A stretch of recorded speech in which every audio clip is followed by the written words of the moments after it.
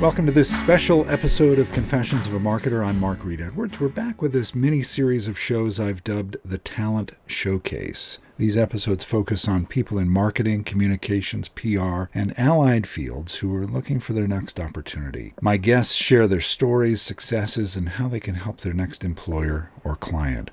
Today, I'm joined by Chuck Tanowitz. Chuck is a seasoned professional in strategic communications with a history of building strong programs that drive media and brand growth. His experience spans more than 15 years.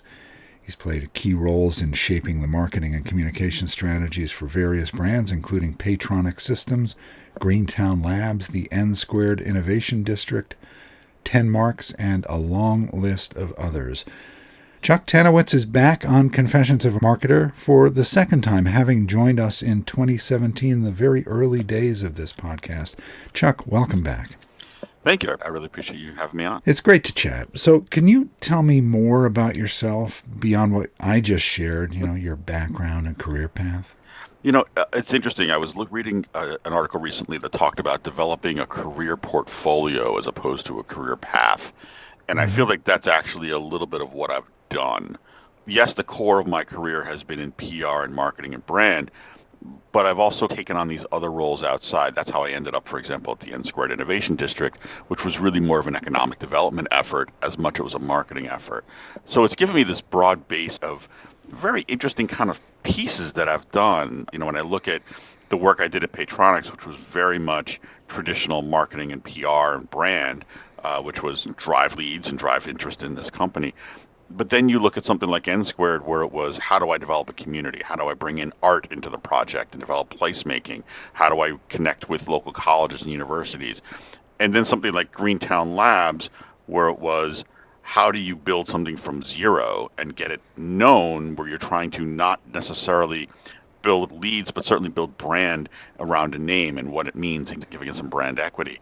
And then also creating my own PR firm, which I had done a few years ago, and then also being a local advocate and sit on the Economic Development Commission. And then most recently, I spent 3 days in Vermont learning how to bake croissants. So it's, how do I put all those things together and begin to say, what do they all mean and how do you move forward? Boy, there are some analogies one can make to baking related to our profession. Being patient, right? And letting things rise.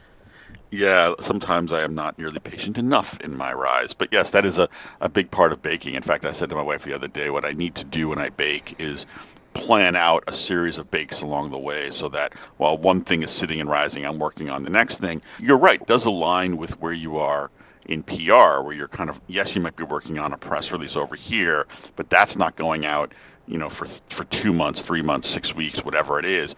I also need to be doing the short-term pieces that's going to be driving things forward.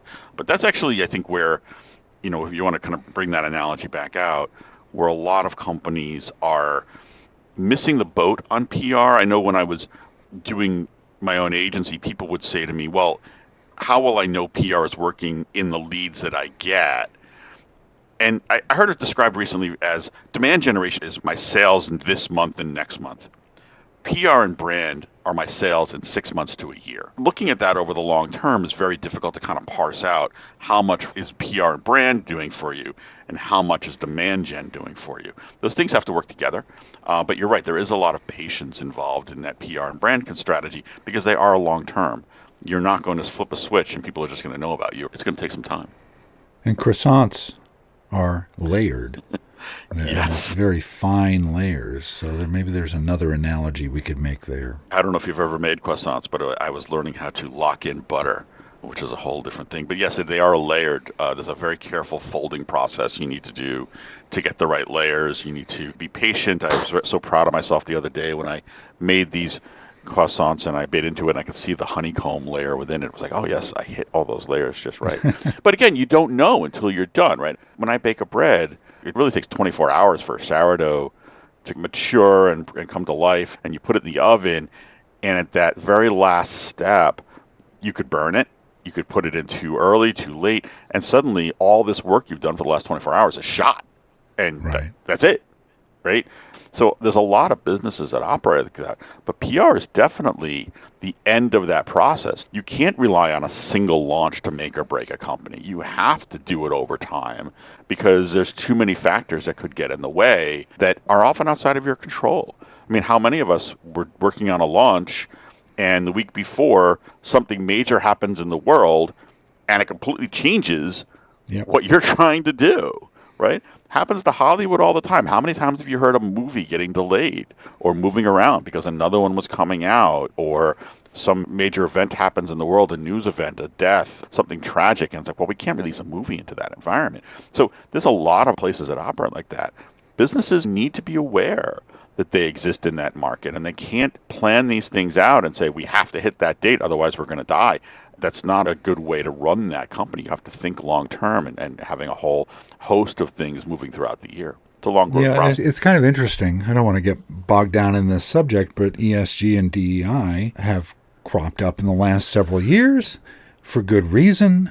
Prior to that, it's almost like companies existed in a different world. Most of them didn't want to get involved in what was going on in the greater society. We dealt a little bit with that, my last position, during the George Floyd protest and Black Lives Matter. Before the federal government declared Juneteenth a holiday, my CEO had decided we are going to close the office on Juneteenth, and we are going to encourage our employees to do public service, to take some time to read and to think, and we put out, internally a bunch of reading suggestions and so on. I was on the DEI committee, so I was part of that decision. And we sent an email off to our customers to let them know that we were going to be closed that day. And our customers were nationwide. Many of them were convenience stores in the Midwest and South. And we had a very mixed response back. Some people were very supportive. Oh, this makes a lot of sense. Some people felt that we were politicizing the business world. And to my CEO's credit, he said, this is what we're doing. We didn't lose any business over it. None of that happened.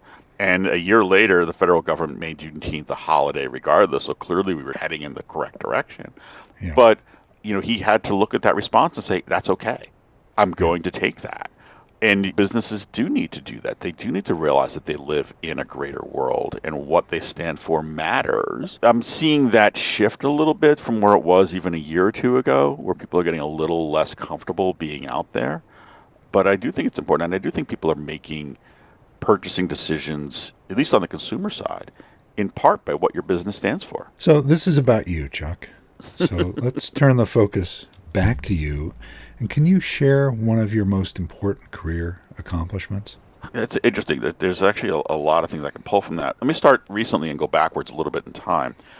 I was very proud of the work that I did at Paytronix in launching the brand. Getting the opportunity to launch a brand of that magnitude, where it was not just, hey, let's just change a few aspects of how our logo looks, but this was a complete change in what we looked like, what we sounded like, who we were, how we talked about ourselves across the board, the tool sets, the graphic tool sets, the conversations. To have that opportunity to build that and to say, how do I bring that out internally? How do I bring that out externally? That was really interesting. I learned a tremendous amount from that project. I was proud of the work that I did there. I was proud of what it did for the company. There was, some immediate jumps in, that brand awareness that happened. You don't often see that, but, it was nice to see those Google searches go through the roof. So you certainly saw that impact right away. Then I was sitting in a sales meeting a few months later, and the chief revenue officer stood up there and said, this is one of the things that's really working in our company. Our brand is making our sales process move faster. There's some direct result. I can see that. I was also equally proud of some of the work I did with Greentown Labs, spending a couple of years launching them into the market and getting them going from a place that was sitting empty, really, to something that became very much part of the fabric of the clean tech landscape, certainly in Boston, and began to emerge as we were wrapping up that work, emerge around the country. They're now in Houston, and a lot of the branding and the concepts that we laid out for them, they still use today. One of the things I remember we talked about early on was we were debating how do we talk about their tenants, right? Because they were charging rent. How do they talk about tenants? And we were like, well, if we call them member companies and we give them a badge, that's going to help our SEO. And they still talk about member companies and alumni companies and that sort of thing as part of their language.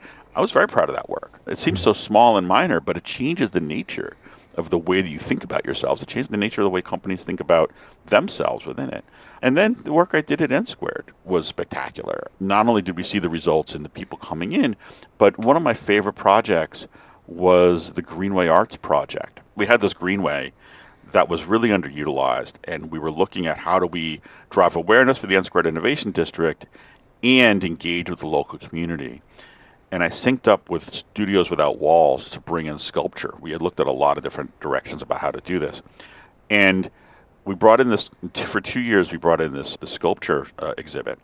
And not only did it get the neighborhood excited, but it completely changed the way the neighborhood looked at the center of its being. Where it had been looking at other areas, it was a neighborhood that didn't really have a good center of downtown. They began to look at that greenway as their center, which they hadn't before. And considering that there's a major development happening on the other side of that greenway, the fact that they changed the center of their site to that location will change long-term the way that that whole neighborhood sees itself. I think anybody who has listened to this podcast would know the answer to this question, but I'm going to ask it anyway. What do you think you can offer your next employer or client? I certainly bring a breadth of understanding of how people think, right? And be able to get into that conversation in a very interesting way. You know, there's the tactical writing skills, et cetera, down the line, but there's certainly then the broad sweep of who are we? How do we get that to market? How do we encourage people to know about us? How do we raise our awareness? So I bring that kind of skill set. At the same time, you know, I have a pretty solid track record of training people. So there's not only the ability to bring that out, but also build a team underneath me that can help execute on that and help grow that team and encourage that team and keep them engaged in storytelling. One of the things that I do take great pride in is the ability to tell that story and the ability to kind of turn that story outward. At Paytronix, I changed some things around to create what I called story-driven marketing, where we went and dug into the customer stories, figured out where those stories were, how those matched with our brand message, and then moved those into the various content components, the ebooks, the webinars, et cetera, blog posts, case studies, and pushed those out through our own marketing that we needed to get out for demand gen, but that also then fed the PR. So being able to create these systems that can run and can help build for the future is where my skill set is. And then you need to build the infrastructure underneath it to maintain those long term. But certainly it's about how do you create a process that's going to continually benefit across multiple touch points. So that's a lot of what I try to bring to the table. Well, Chuck, it was great chatting again. Always enjoy it. And I really hope this podcast helps you find your next great gig. I appreciate it. I appreciate the time. I'm Mark Reed Edwards. Join me on the next Confessions of a Marketer.